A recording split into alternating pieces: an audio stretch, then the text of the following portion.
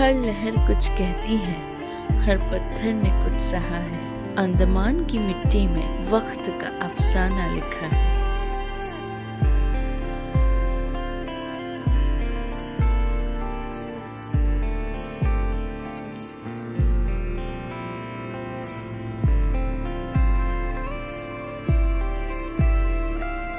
Indian ocean में बसा एक स्वर्ग, अंडमान और Nicobar island.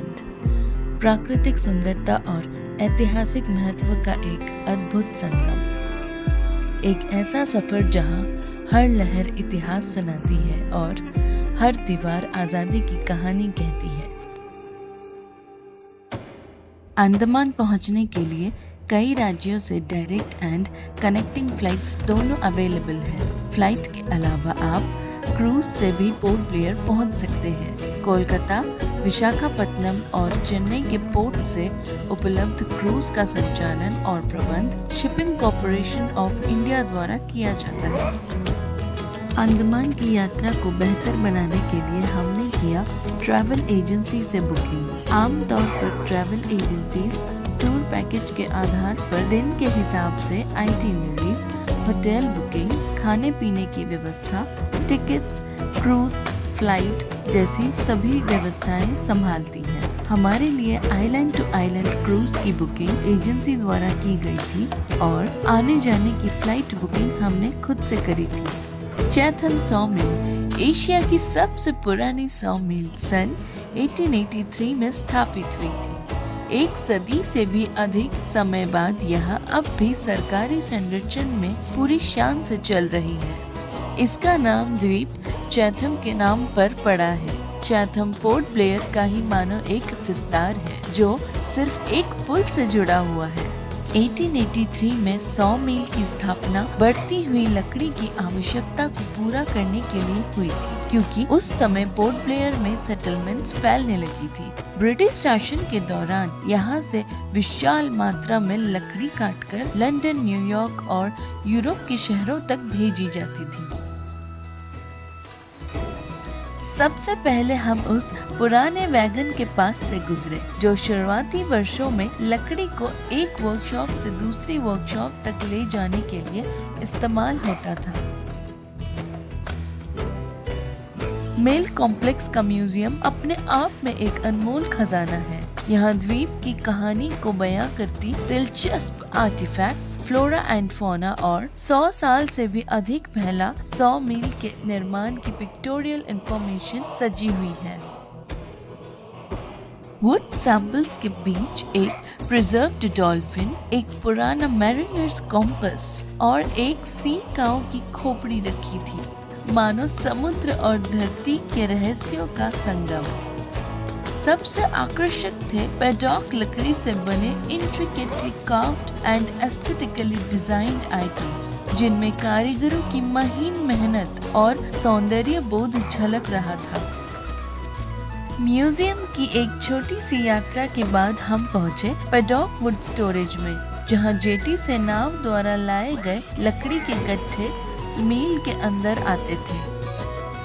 Interesting fact, London की बकिंगम पैलेस की क्रिम्सन वॉल्स, जी हाँ, वही शाही महल अंडमान की पेडॉक लकड़ी से बनी है, जिसे यही चैथम सॉ मिल में प्रोसेस किया गया था।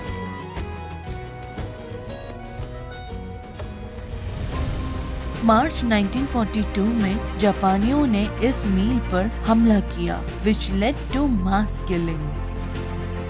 अगले 3 वर्षों तक जापानियों ने यहाँ बंकर बनाकर इसे वर्ल्ड वॉर 2 के दौरान इस्तेमाल किया।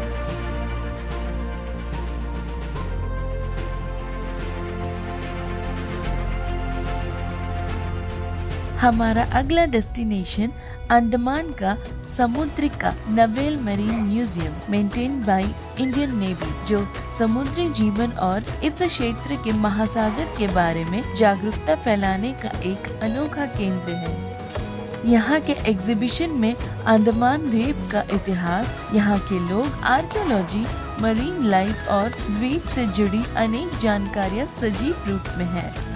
म्यूजियम में काफी corals and marine related sculptures हैं। एग्जीबिशन हमें यहाँ के sensitive ecosystem, marine life and culture से रूबरू कराती है।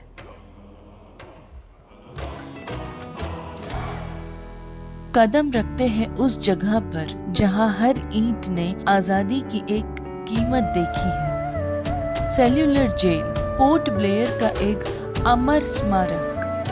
यह 1906 में अंग्रेजों द्वारा बनाई गई एक 3 मंजिला जेल है और अंदर जाते ही आपको एहसास होगा कि यह जगह लोगों को तोड़ने के लिए बनाई गई थी। सिर्फ शारीरिक रूप से ही नहीं बल्कि मानसिक रूप से भी। जेल बनने से पहले ही अंग्रेज 1857 के विद्रोह के ठीक बाद अंडमान में राजनीतिक कैदियों को डिपोर्ट कर रहे थे। जेल को पेनोप्टिकॉन कंसेप्ट के आधार पर डिजाइन किया गया था, जहां एक केंद्रीय टावर हर एक सेल में देख सकता है, लेकिन कैदी एक दूसरे को नहीं देख सकते या यह भी नहीं जान सकते कि उन्हें देखा जा रहा है या नहीं।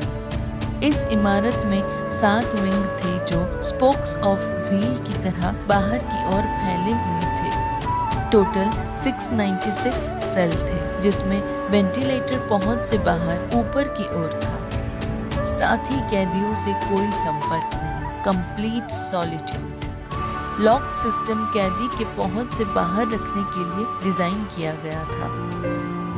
और मारते वक्त कहा जाता है कि शरीर पे किसी जगह नहीं, टारगेट एक ही जगह का होता था कि मैक्सिमम बेत इनका बटक्स में लगना चाहिए, जहाँ पे ब्लैक मार्किंग किया गया। यहाँ बेत मारने का रीजन ये है कि यहाँ पे बेत मारा जाए, इंसान का डेथ नहीं होगा पर इनको तकलीफ बहुत ज्यादा होगी। जैसे काम करने के दौरान थक कर कहीं बैठना चाहे बैठ नहीं सकता था, बैक पोर्शन में घाव, रात को सो नहीं पाता था, इवन दो टॉयलेट भी नहीं जा सकता। जैसी टॉयलेट जगह क्या होगा, स्किन स्ट्रेच होगा, दोबारा मार्क हो जाएगा। यहाँ का फ्लक्स बहुत सॉफ्ट होता है, यहाँ का घाव जल्दी सूखता नहीं। और इसको जो मारने वाला होता है वो इंडियन होता था। नॉर्मली फ्रीडम फाइटर 7 से 10 बेत खाने के दौरान अपना होश खो देता था।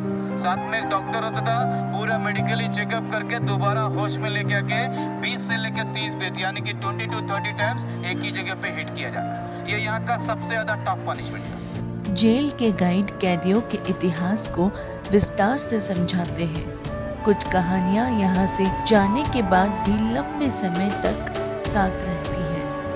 1933 में इनह्यूमन बिहेवियर के विरोध में 33 कैदियों ने भूख हड़ताल की। उनमें महावीर सिंह, मोहन किशोर नामदास और मोहित मोइत्रो भी शामिल थे। फोर्स फीडिंग के कारण उनकी मौत हुई। यहाँ उल्लासकार दत्त भी थे, जिन्हें घर में बम बनाने के आरोप में कैद किया गया था। उन्हें बुरी तरह टॉर्चर किया गया और उन्हें पागल घोषित कर दिया गया। उन्होंने 14 इयर्स लूनेटिक वार्ड में बिताए। इंदु भूषण रॉय, जिन्होंने हताशा में फटे कुर्ते से खुद को फांसी लगा ली। बाबा भान सिंह, जिन्हें पीट पीट कर मार डाला गया। यह सिर्फ स्वतंत्रता सेनानी नहीं थे, they were human beings with stories, struggles and unimaginable strength. Jail को बंद करने की मांग भारतीय नेताओं के साथ रविंद्रनाथ ठाकुर और महात्मा गांधी ने भी व्यक्त किया। आखिरकार अंग्रेजों ने 1937 में कैदियों को रिहा करना शुरू कर दिया और 1939 तक जेल खाली हो गई। जब 1942 में जापानियों ने आक्रमण किया तो उन्होंने सेल्यूलर जेल पर कब्जा कर लिया और इसे युद्धबंदी शिविर में बदल दिया। इस दौरान सुभाष चंद्र बोस ने पोर्ट ब्लेयर में पहली बार भारतीय धरती पर तिरंगा फहराया और द्वीपों को स्वतंत्र घोषित किया। एक गर्व से भरा ऐतिहासिक पल। 30 दिसंबर 1943 को नेताजी सुभाष चंद्र बोस ने पोर्ट ब्लेयर, अंडमान और निकोबार द्वीप समूह में तिरंगा फहराकर घोषणा किया कि यह आजाद हिंद सरकार के अधीन मुक्त हुआ भारत का पहला क्षेत्र है। यह ऐतिहासिक flag hosting ceremony Gymkhana ground में हुआ, जिसे आज नेताजी स्टेडियम के नाम से जाना जाता है। इसी दिन नेताजी ने द्वीप का नाम बदलकर शहीद द्वीप और स्वराज द्वीप रखा। This event symbolized India's fight for freedom and marked a significant moment in its history. यह क्षण भारत की स्वतंत्रता संग्राम का एक जीवंत प्रतीक बना और इतिहास में स्वर्ण अक्षरों में दर्ज हो गया। आज सेल्युलर जेल एक राष्ट्रीय स्मारक है और यह न केवल एक इमारत के रूप में खड़ा है बल्कि हमारी स्वतंत्रता के लिए एक यहाँ कष्ट सहने वाले हर गुमनाम नायक को श्रद्धांजलि है। हर शाम आयोजित होता है सॉन एट लुमियर अर्थात लाइट एंड साउंड शो। सच में लाइट्स, म्यूजिक एंड नरेशन से बनता माहौल इतिहास को जगा उठता है। यह हिंदी में शाम 6 बजे और इंग्लिश में शाम 7 बजे शुरू होता है। सेल्युलर जेल हमें दिखाता है कि लोगों ने क्या क्या सहा होगा, सत्ता के लिए नहीं, शोहरत के लिए नहीं, बल्कि आजादी के लिए, हमारे लिए।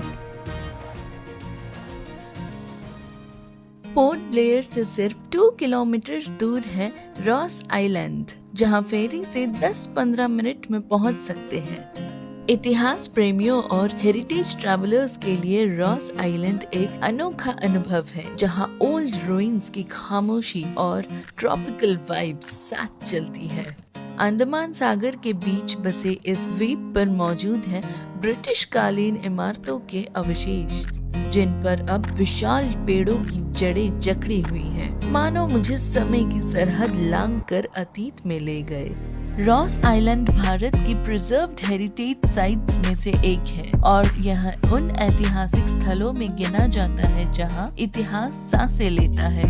पोर्ट ब्लेयर के किनारे से थोड़ी ही दूरी पर स्थित यह द्वीप अपने कॉलोनियल बिल्डिंग्स के माध्यम से ब्रिटिश और जापानीज शासन की कहानी कहता है।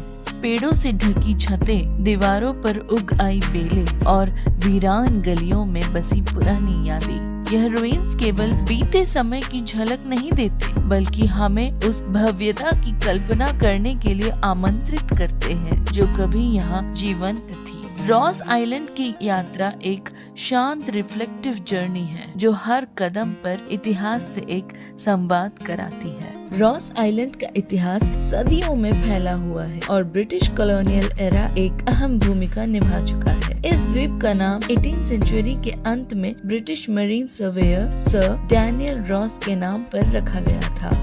एक समय था जब यह द्वीप भारत के ब्रिटिश शासन का एडमिनिस्ट्रेटिव सेंटर था, एक ऐसा केंद्र जहां से पूरे अंडमान पर नियंत्रण रखा जाता था। सबसे पहले 1782 में इस द्वीप पर कब्जा किया गया, लेकिन लंबे समय तक यह उपयोग में नहीं आया। फिर 1858 में रॉस आइलैंड को अंडमान की राजधानी घोषित की गई और यह स्थिति 1941 तक बनी रही। इस अवधि में ब्रिटिशर्स ने यहाँ एक प्लान्ड सेटलमेंट बनाया, जहाँ गवर्नमेंट ऑफिसेस से लेकर residential areas, ball room, church, bakery और यहाँ तक कि एक स्विमिंग पूल भी बनाया गया। इन इमारतों और व्यवस्थाओं ने इस द्वीप को उस दौर में एक छोटे से ब्रिटेन का रूप दे दिया था, जो आज रूइंस में बदल चुका है। अनफॉर्चुनेटली रॉस आइलैंड को वर्ल्ड वॉर 2 के दौरान भारी संकटों का सामना करना पड़ा। इस दौरान जापानी सेना ने इस द्वीप पर कब्जा कर लिया और चारों ओर स्ट्रेटेजिकली प्लान्ड बंकर्स बना दिए, जिनके अवशेष आज भी यहाँ की मिट्टी में इतिहास की गवाही बनकर मौजूद है। कुछ इमारतों को रिनोवेट किया गया और आज वही संरचनाएं रॉस आइलैंड को टूरिस्ट स्पॉट दिलाने में सहायक बनी है। यह आइलैंड आकार में छोटा है और कुछ ही घंटों में पैदल घूमकर पूरा देखा जा सकता है। चारों ओर घने ऊंचे जंगली पेड़ों की चादर ओढ़े यह स्थान सुंदर अंडमान सागर की गोद में बसा हुआ है, मानो प्रकृति ने इसे बड़े प्यार से सजाया हो। हर ओर फैली हरियाली और समंदर की नीली चमक इसे सीनिक हेवन बनाती है। इस आइलैंड की असली सुंदरता तब और निखरती है जब यहाँ के वाइल्ड लाइफ खुली हवा में घूमते हैं। रूइंस के बीच मस्त चाल में घूमते हुए मोर मानो अतीत की वीरता का श्रृंगार करते हो। वही बेबी स्पॉटेड डियर मुझसे हिचकिचाता रहा, कभी किसी पेड़ के पीछे छिप जाता तो कभी झांक कर मेरी ओर देखता और फिर भाग खड़ा होता। रॉस आइलैंड के इस जीवंत और रहस्यमय शांति ने मन को किसी पुरानी कहानी में डुबो दिया, जहां इतिहास, प्रकृति और जीवन एक साथ सांस लेते हैं। उसी फेरी से अगला सफर हमें नॉर्थ बे आइलैंड की ओर ले गया। अंडमान सागर की चमचमाती नीली लहरों के बीच बसा यह छोटा सा आइलैंड प्राकृतिक सुंदरता और रोमांच का एक अनमोल खजाना है, लेकिन इसका असली जादू तो समंदर की गहराइयों में छुपा है। नॉर्थ बे आइलैंड की शैलो वाटर्स स्नॉर्कलिंग के लिए एकदम उपयुक्त है। जैसे ही पानी में उतरते हैं, रंग बिरंगे कोरल्स और उनके बीच मछलियों की चंचल दुनिया सामने आ जाती है। समुद्री पौधे लहरों के संग थिरकते हैं। ऐसा लगता है मानो एक नई दुनिया में कदम रख दिया हो। यहाँ पूरी सुरक्षा एंड गाइडेंस के साथ स्नॉर्कलिंग कराई जाती है। इसके बाद हमने कायाकिंग का अनुभव लिया, जो इस द्वीप की प्राकृतिक सुंदरता से एक और गहरा परिचय कराता है।